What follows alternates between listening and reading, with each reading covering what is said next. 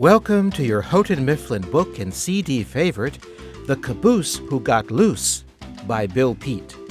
You can follow along with the story and enjoy the pictures. Let's get ready. Our story begins on the page with Katy Caboose on the train tracks with a big cloud of black smoke over her.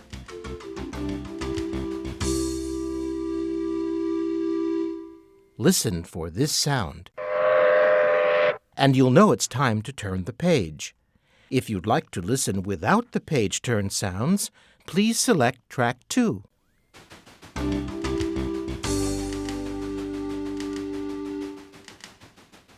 When Katy Caboose rambled down the train tracks, the engines were steamers with puffing smokestacks.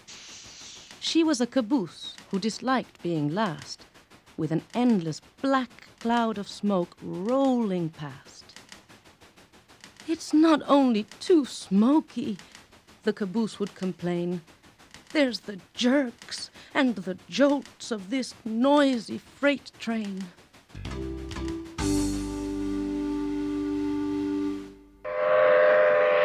Remember, that's the sound to turn the page. The engine up front always wore a big smile as he lumbered along for mile after mile. He was proud of his being so powerful and strong that he could haul a freight train 100 cars long. So on he went, chugging, no worry or care, leaving Katy Caboose in dark clouds of despair.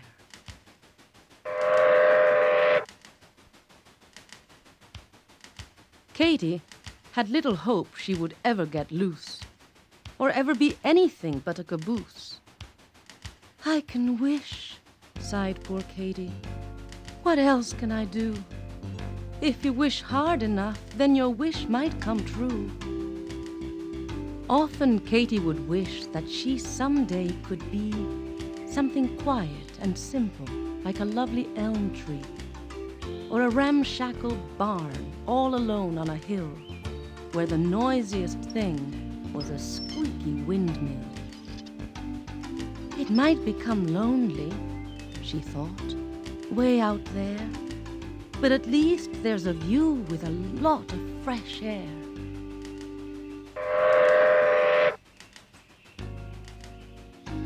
Whenever she passed through a small country town, Katy wished she could stop and just settle down and be one of the houses who sat in a row on a tree-shaded street and have no place to go. "It's so restful," thought Katy, "where one can relax," as she hurried and scurried on down the train tracks.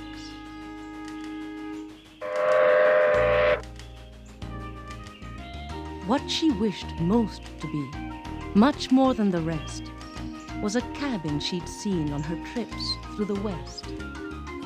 A little log shack, half covered with vines, perched on a slope in a forest of pines.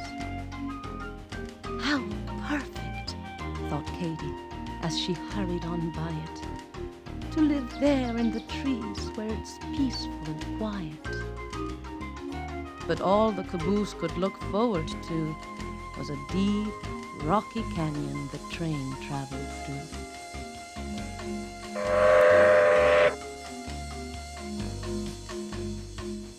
Where huge boulders leaned way over the tracks in towering, top-heavy, gigantic stacks. "What is holding them up?" frightened Katy would wonder, as the earth-shaking train went rumbling right under. If one should come loose and fall down upon her, it would squash Katy flat, and then she'd be a goner. If she didn't get squashed, there was more to be dreaded, up the winding steep grades where the engine was headed.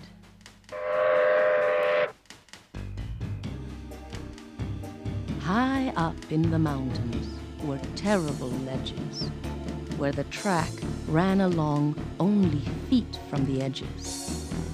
The view was breathtaking. But after one look, it was so upsetting she shivered and shook. If she slipped off the track, then down she would go, to be smashed into bits on the rocks far below.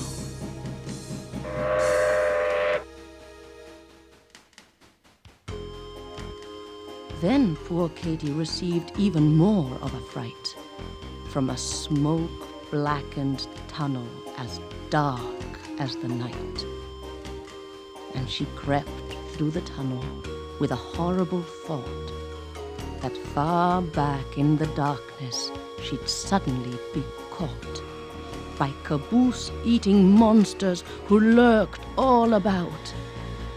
They would gobble her up before she got out.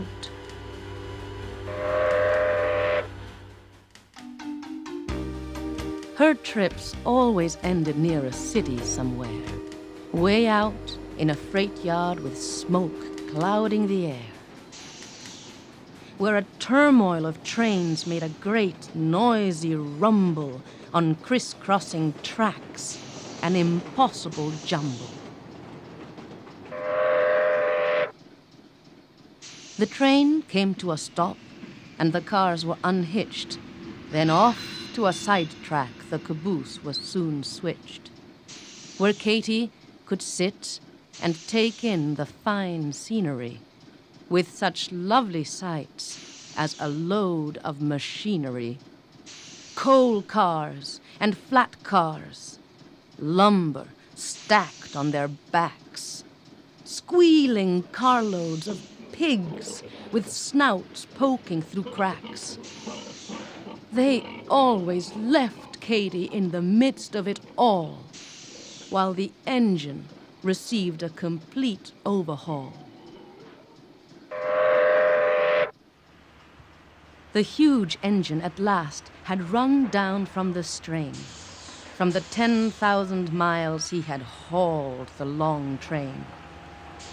Back in the roundhouse, men swarmed all about to check over and under him, inside and out, replacing old pistons and bolts that were missing, patching leaks in the boiler that made a loud hissing, cleaning rust from his piping that ran everywhere, checking steam valves and pumps in great need of repair.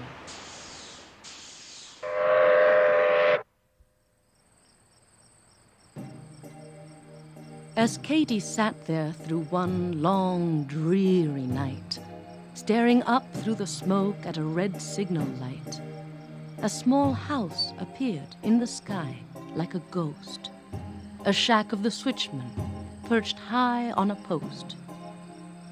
"I'd like to be you," said the shack very sadly. "If I could trade places, I would very gladly. A caboose is what I've always wanted to be, for you have the best life from what I can see."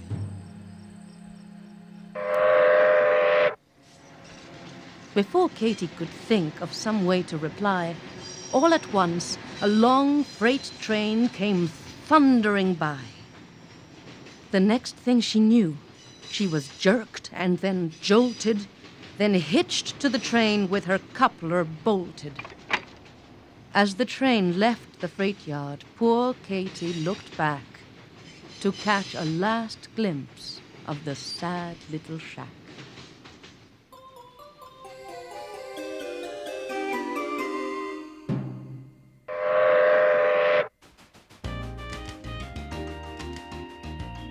From now on, Katy promised, I shall never complain. I'll be a happy caboose at the end of a train and put up with the jolts, the train noise, and the rest, all the smoke that rolls by, or at least try my best. With her new point of view, she enjoyed the long ride. It was fun on a trip through the broad countryside.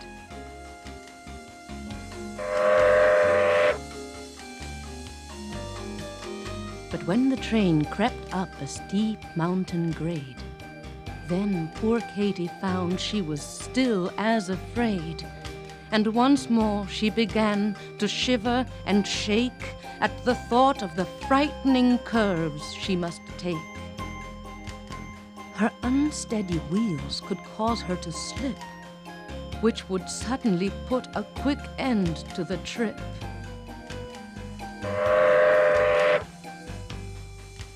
It was a hot afternoon, so the going was rough, and the engine up front was in a puffing big huff. He groaned. Oh, what a day to chuck up such a grade on a bare mountainside without one bit of shade. When he came steaming over the very last hump, he lunged with a fury that made the cars jump. All the way back to Katy, who got such a jolt that it snapped off a rusty old coupling bolt.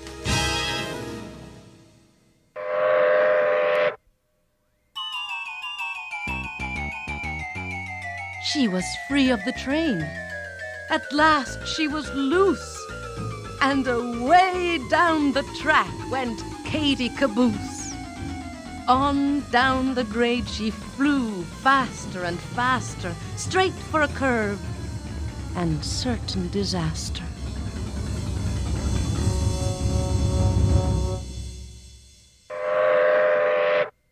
When Katy hit the curve, she took off like a kite, high over the treetops on her first and last flight. That would quickly have ended poor Katy Caboose if it hadn't been for two towering spruce.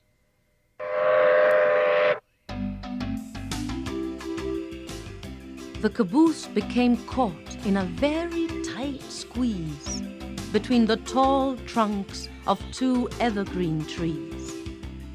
At first, she could hardly believe her good luck. What a wonderful place it was to be stuck. She thought sure she was dreaming. It couldn't be true. Here she was in the trees with a beautiful view. It's so perfect, sighed Katy. Yet I'm really not free. I know sooner or later they'll come after me.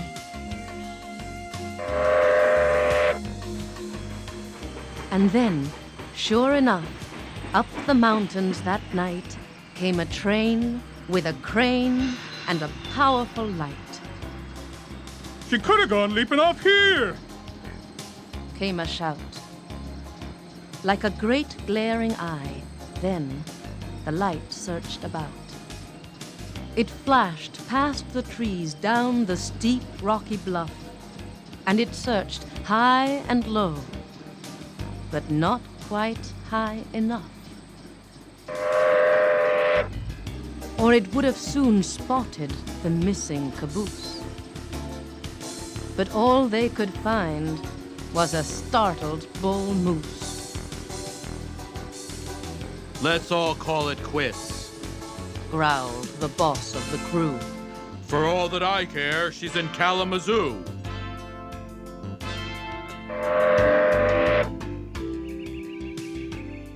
Katy stayed in the treetops. No one ever found her, except for the squirrels and the birds all around her. At last she was free, just as free as the breeze. And how Katy did love it up there in the trees.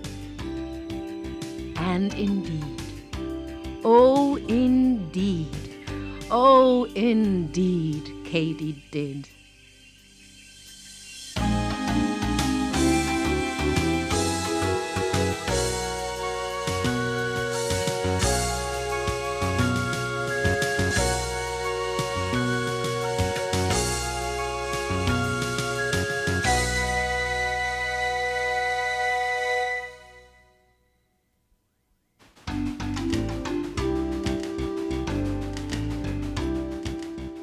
You've been listening to The Caboose Who Got Loose by Bill Peet. Copyright 1993 by Houghton Mifflin Company. All rights reserved.